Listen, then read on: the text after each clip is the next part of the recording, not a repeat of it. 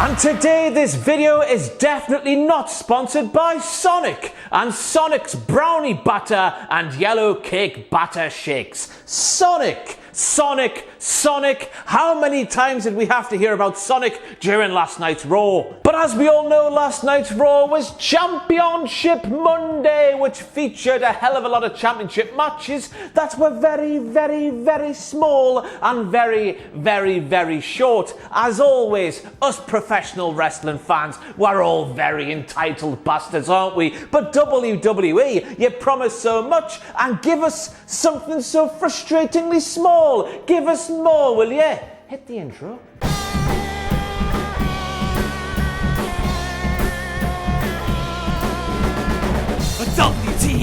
WTF! So we get a very WCW 2000 intro package for the entire show where we have a man speaking like this, where we hear about Asuka going on to take Charlotte Flair, who according to this voiceover man is the one woman who has got her number 118. And I was thinking, one woman immediately, almost immediately, February the 19th, 2019, popped into my very thick skull, so it did. That, of course, was the night where Mandy Rose rolled up and pinned Asuka 1, 2, 3 on an episode of SmackDown Live. And, of course, how could we forget the night where Eva Marie had Asuka's number by booting her out of an NXT Battle Royal? Never ever forget. It turns out, voiceover man with your very dramatic voice, that a lot of ladies in WWE have Asuka's number, which shouldn't be too much of a surprise really, because Asuka, I bet, is really popular and has a lot of friends. I wish I could have a friend. Sexual wank pheasants on the Twitter machine who berate me with WTF moments. First of all, thank you for putting me in your mind and doing what you do during WWE shows. But second of all, stop telling me that's Brock Lesnar's logo, will you? Every week these days I'm getting messages saying, Ross, Kevin Dunn has done effed up. That's Brock Lesnar's logo there in the midst of Daddy Drew McIntyre's ring walk. And I'm here to say it's not alright. Daddy Drew's brand new logo is basically Brock Lesnar's with a massive Daddy Drew sword threat. We're harking back to WrestleMania 36. It all makes sense, man. And then we get the opening promo from Drew McIntyre himself where he says we need to be looking to the future. And I don't know about you at home, but me personally, I was sat there watching Raw with a wrestling erection, thinking about the potential feuds this new future thingy could have produced for Drew McIntyre. Could it have been Andrade? Could it have been Aleister Black? Could it have been? And I would have loved it to have been Angel Garza. Could it bollocks? Because Dolph Ziggler was the man who appeared and in looking to the future, as Drew McIntyre claimed during the opening promo on last night's Raw, were actually looking to the past. I mean, of course, Drew McIntyre and Dolph Ziggler are going to deliver fantastic professional wrestling matches. The backstory between the pair of them is there, with those two along with Seth Rollins carrying Monday Night Raw a couple of years ago. And this might just be me, but it's Dolph Ziggler. Just hearing Drew McIntyre speak about looking to the future, then Dolph Ziggler appearing, had me thinking of every single time when I was younger, I was sat in the back of me mum's car, we're going for a McDonald's tea, me mum says, yes, I cry out in the back of the car. We're driving down the road, I can see the golden arches in the distance, I'm in touching distance of a lovely McChicken sandwich meal and McFlurry combo. But no, just before we reach the drive-thru, me mum veers off to the left. We go to my grandma's house and we're forced to eat my grandma's broth that tastes like Shakuta slippers in it. A 25-year-old slippers, for goodness sake. That's basically the process I went through there.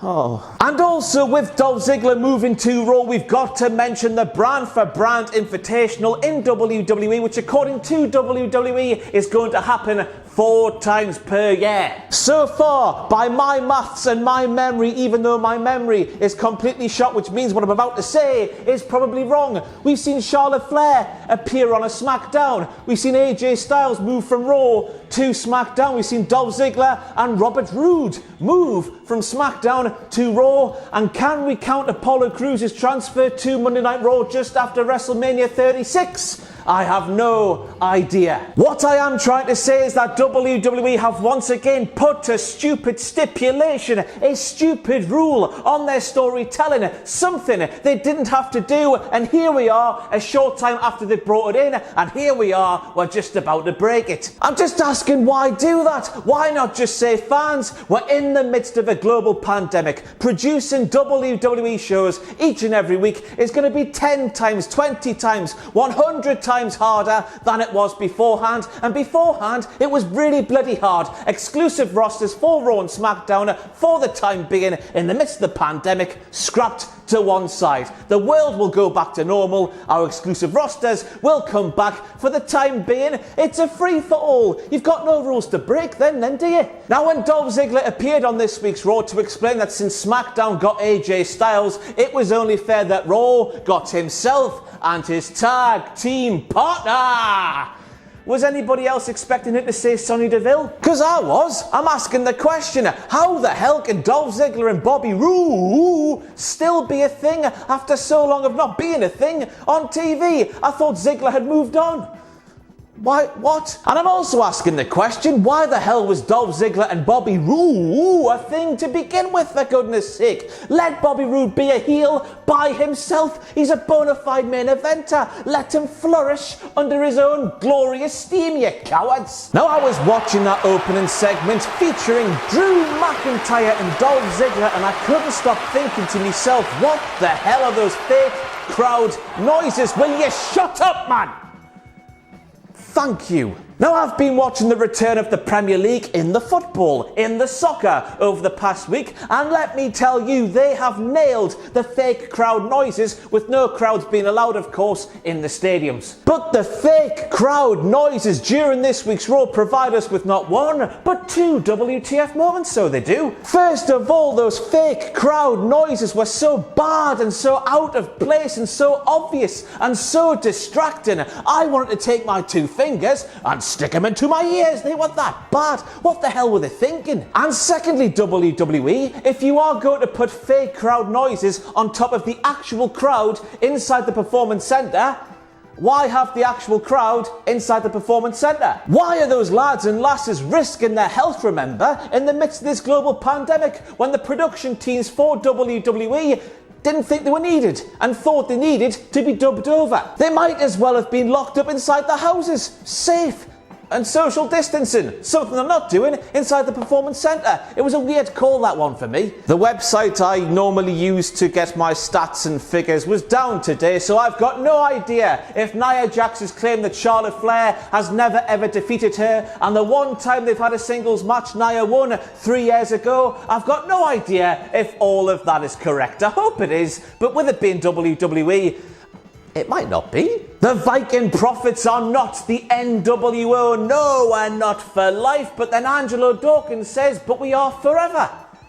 And is for life and forever not the same thing? Once you're gone, aren't you? No one said professional wrestling was ballet, Charlotte Flair said. And we've been down this road so many times on WTF Moments down the years. Ballet is not for softies. Can the wrestling people get the concept of ballet being for softies out of their mind once and for all, man? Look at the state of their feet, man. Go on the ballet dancers, you hard as piss. Now the year of 2020 has been full of some very strange things indeed, but we might have just seen the strangest thing to happen so far this calendar year during this week's Raw, because by my maths and memory, which of course is absolutely buggered, Charlotte Flair tapped out for the first time since Becky Lynch made her tap out in May of 2018. I hope that's right. If it's wrong, please be kind in putting me wrong. Me stats and figures website, it was down today and I'm really suffering for it. But now it's time for this. Wankety wank, wankety wank, wankety wank, wankety wank. Wankety wank, wankety wank, wankety wank. Hello and welcome back to Wankety Wank, the section of WTF Moments where you, a sexual wank faison, tweet me with something that I have missed from an episode of some wrestling programming, and I give you all the credit just in case it's wrong, and I'm going to guess this one from Carl Warner Forever is not Pete Tong, because he claims this is a direct quote from Tom Phillips, and I believe this direct quote, if it is indeed a direct quote, I hope it is, you bastard. If this is a direct quote, it is very much a WTF moment, but also demonstrates how professional wrestling is like nothing else and how great it can actually be. Obviously, a very unfortunate circumstance here with Charlotte Flair, Nia Jax just taking her out while the Queen was down, but nonetheless, Akira Tozawa and his ninjas are ready.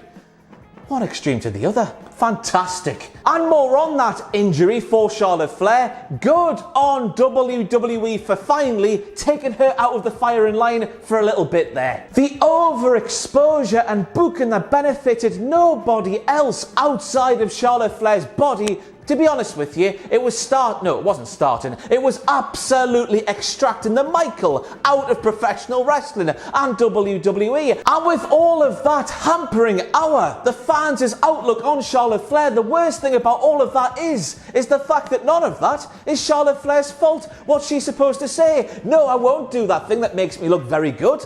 Booking team, what the hell have you been doing? We've lost in the midst of all of Flair-a-mania. Monday Night Flair, Friday Night Flair, Wednesday night Charlotte. That Charlotte Flair is really good. Stop hampering us so much with so biased booking. Yeah, take that one. And speaking about dem ninjas, first of all, you've got your man with the crazy eyes from Ever Rise in NXT. You've got Tony Nese, you've got Swerve Scott. But who is the fourth man? If you know who the fourth man is, let me know in the comments below. But how great would it be if week on week on week WWE got superstars from NXT, from SmackDown, from Raw, had them play the ninjas each and every week, but never ever referenced who the ninjas were, even though it would be absolutely obvious who was playing the ninja. Could you imagine how great it would be if an Undertaker-shaped and sized ninja rocked up to help Akira Tozawa, but WWE never said, my God, that's the Undertaker playing a ninja. How great would that be? Yep, I wrong. Yep, I wrong. Now, first of all, how dare Byron Saxton not refer to those lads there as a gaggle of ninjas? Judging by the response of the rest of the commentary team on last night's Raw, everybody knows that a group of ninjas is called a gaggle. I had no idea. But then Akira Tozawa took the 24/7 title from R-Truth after R-Truth was beaten down by Bobby Lashley, and Byron Saxton claimed that was unfair, even though we were back in 24/7 title rules. So there you go, Byron, it wasn't fair. Everything was done within the rules. There are no rules. There are rules. Oh. And while we were watching Natalya reel off the list of superstars who are missing currently from the Raw Women's division and claiming that she is the leader the Raw Women's ranks needs, was anybody else thinking, first of all, where the hell's Bianca Belair? And second of all, where the hell's Shayna Baszler? Why are we living in a world in 2020 where there's more focus on Natalya than there is Bianca Belair and Shayna Baszler? That is just weird. And that's just because in my books, Natalya has got a case of the Dolph Ziggler's. Yes, she is a fantastic wrestler, but that character has been around so long and has been knocked down so many times that the fantastic in-ring work is ruined by a crappy and overused character. Is that the right way to put it? I've got no idea. I'm just saying I'm numb to everything I see Ziggler and Natalya do on wrestling shows here in the year of 2020. Unless, of course, Ziggler is trying to take Mandy away from Otis, but that's besides the point. But then Natalya went and won against Liv Morgan. The end is nigh, time to run away, the end is nigh. And then we saw Ruby Riott wanting to get back with Liv Morgan, even though the Riott Squad was over a long time ago, and even though Liv Morgan has defeated Ruby Riott in singles matches not once, but twice, but 3 times over the not too distant months ago. Wow. That made no sense, did it? You know what I mean, though. And then we see the star of Netflix's The Big Show show, The Big Show, appear, and he said the following: "That's why it was my pleasure to lend the Street Profits and the Viking Raiders a right hand." You see, that's kind of a joke. Where else are you going to get this kind of humour but only in the WWE? Surely the joke is there, Big Show. A helping hand while you look at your massive right hand, because your hand helped the Viking Profits Raiders streets last week. And I said it last week, and based off that, I have to say it again. The fact the Big Show writers are now writing the script for at least the Big Show on Monday Night Raw is an absolute crime. The Big Show is the absolute worst. And then we have Byron Saxton speaking about Ric Flair's actions on last week's Raw, where he hoofed Christian right in the peoples.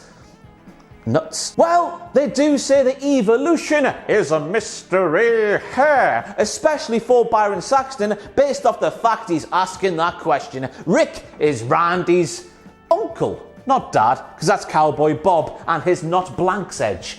Ooh. And with that image fresh in the mind there, I would like to remind you, at Extreme Rules 2013, Randy Orton defeated the Big Show in an Extreme Rules match, because it looks like history will repeat itself, but WWE might not tell you that history is repeating itself, so I am, just in case they don't. All the best. And now WWE, let me grammar slam your ass with a question. How the hell are you spelling Dominik, man? Is it with a C or is it without a C? Because sometimes you spell it with a C, but last night, no, the other way around. Sometimes you spell it without a C, but last night you spelled it with a C. That clip there, that screenshot there, sorry, is from WWE's official YouTube channel. Just make your minds up, man, will you? And that's it for all your WTF moments from this week's Raw. I've been Ross Twiddell from Cultaholic.com. Thank you once again for being a sexual wank pheasant. Raw was weird this week. So much potential. Me personally, I felt a little bit shortchanged, but Edge's promo, whew, what a promo. See you next time.